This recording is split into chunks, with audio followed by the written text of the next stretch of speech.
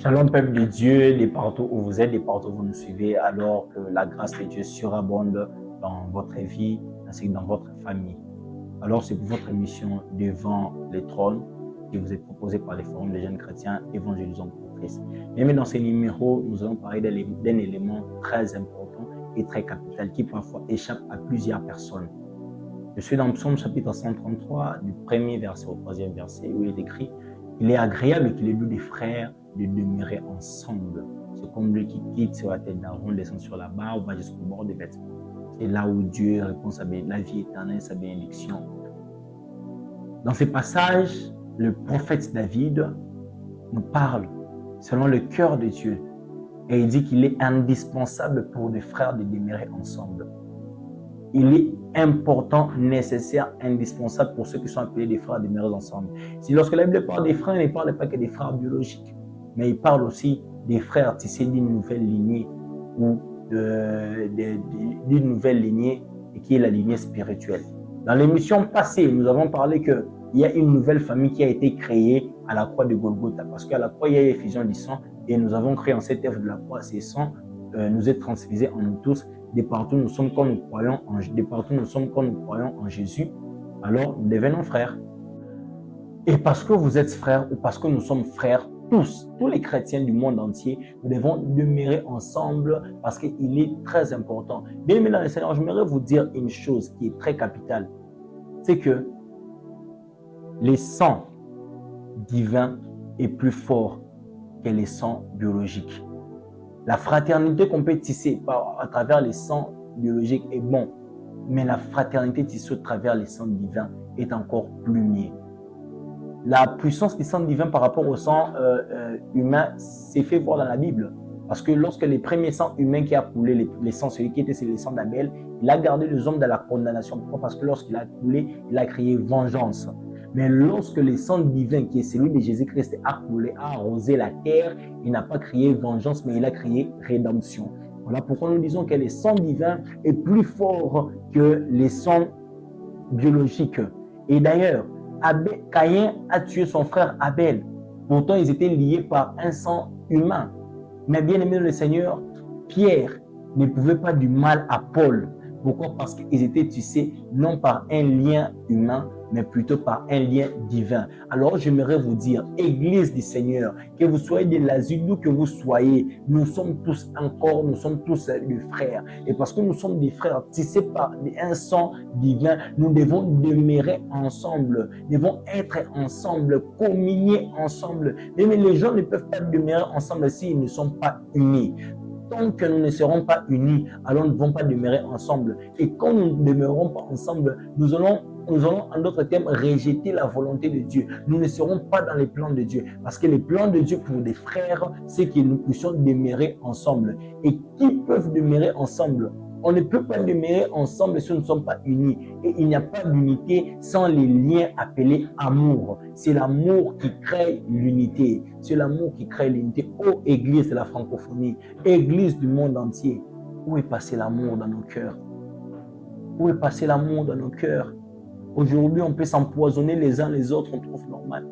Aujourd'hui, on peut s'entretuer, se jalouser, se soupçonner, se critiquer. Bien aimé, c'est pas là que le Seigneur nous veut. Aujourd'hui, on s'est focalisé sur les parler en langue, la prophétie, tout ça, c'est bien, c'est pas une mauvaise chose, c'est très bien. Les dons spirituels sont très bien. Mais j'aimerais vous dire que l'amour est au-dessus du parler en langue. Les dons spirituels sont importants parce qu'ils nous rendent actifs. Mais les fruits de l'esprit est encore plus important parce qu'il nous rend utiles. Ce qui nous rend utiles devant Dieu, ce n'est pas notre capacité à prophétiser, mais c'est notre degré d'amour, c'est notre cœur d'amour. L'apôtre Paul, quand il parle à Timothée, il dit, en t'abstenant de toutes ces choses, tu seras un vase d'honneur sanctifié, utile à ton maître et propre à toute bonne œuvre. Aujourd'hui, peu sont propres à de bonnes œuvres. Aujourd'hui, plusieurs sont aptes à pratiquer des œuvres, mais peu sont propres à de bonnes œuvres. Pourquoi? Parce que la propreté à de bonnes œuvres est déterminée par l'utilité qu'on a vis-à-vis du maître. Il faut au préalable commencer par être utile au maître afin d'être propre aux bonnes œuvres. Et on ne peut être utile au maître qu'en portant le cœur du maître, qu'en portant la nature du maître qu'on appelle les fruits de l'esprit. Parce que, quand vous lisez Galates chapitre 5, verset 22, l'apôtre Paul dit, mais les fruits de l'esprit, c'est, il ne dit pas sont. Parce que ce n'est pas au pluriel, c'est au singulier, c'est une seule chose, c'est la nature de Christ. L'amour, la joie, la paix et tout ça, sont incarnés dans la personne de Christ. Et Christ, sa caractéristique, c'est l'amour. Christ est caractérisé par l'amour. Ô Église de Dieu, portons l'amour. Aimons-nous les uns les autres. C'est le plus grand de tous les commandements, l'amour. 1 Jean chapitre 3, partir du verset 15, nous dit, celui qui hait son frère est plus qu'un meurtrier. Et nous savons tous qu'il n'y a pas de place pour un meurtrier dans le royaume des cieux. Bien-aimés dans le Seigneur, pendant que vous portez la haine, ces fardeaux-là, ces mauvais souvenirs de ce qu'on vous a fait de mal dans l'église, vous portez cette haine, alors vous n'êtes pas considéré comme fils de Dieu. Un fils de Dieu est représenté par l'amour. Et 1 Corinthiens chapitre 13 nous donne toutes les définitions de l'amour. Et il dit, je peux pour parler la langue des anges et des hommes, mais si je manque l'amour, je suis rien. C'est comme des cymbales qui retentissent. Bien aimé, même si vous prophétisez, vous faites tomber les gens, vous délivrez, vous chassez les démons, mais pendant que vous manquez l'amour, devant Dieu, tout ce que vous faites, c'est comme des cymbales qui retentissent.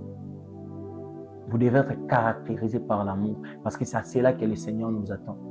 L'amour, 1 Corinthiens 13 nous dit, l'amour ne soupçonne pas, l'amour ne jalouse pas, l'amour couvre toute multitude de fautes. Certes, on vous a fait du mal dans l'église, certes, il y a eu des choses qui se sont passées, mais au nom de l'amour, toutes ces fautes doivent être couvertes.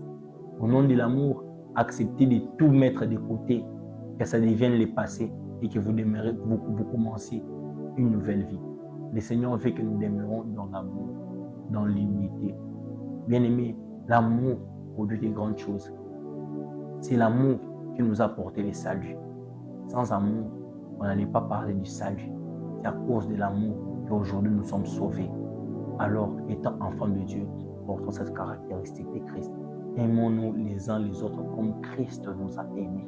N'aimez pas votre prochain comme vous-même, parce que vous-même, il y a des fois, vous maudissez. Vous-même, il y a des fois, vous aimez, vous ne vous aimez pas autant. Vous vous dites que voilà, je ne suis pas si beau, je ne suis pas si belle. Voilà. Si vous voulez aimer votre prochain comme vous vous aimez, alors vous n'allez pas vivre, vous n'allez pas apporter les vrais amours. Mais aimez comme le Seigneur nous a aimés. Le Seigneur nous a aimés avec nos défauts. Le Seigneur nous a aimés avec nos péchés. Le Seigneur nous a aimés avec notre mauvais caractère. Et de même, nous devons nous aimer de cette manière. Peu importe les défauts de l'autre, peu importe les mal de l'autre, nous devons toujours apporter l'amour. Pourquoi? Parce que nous sommes des frères. Et étant des frères, nous devons demeurer ensemble.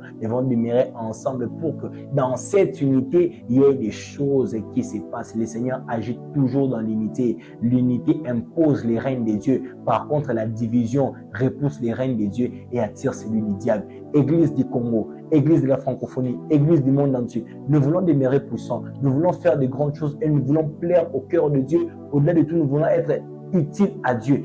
Demeurons dans l'unité, demeurons dans l'amour. Parce que plus nous serons dans l'amour, dans l'unité, plus nous allons imposer les règnes de Dieu. C'était pour vous devant le trône, émission proposée par les formes des jeunes chrétiens évangélisant pour Christ, présentée par votre bien-aimé frère Emmanuel Papanzambi. Alors, continuez toujours à nous suivre pour les prochains numéros et vous ne serez pas déçus. Que Dieu vous bénisse. Amen.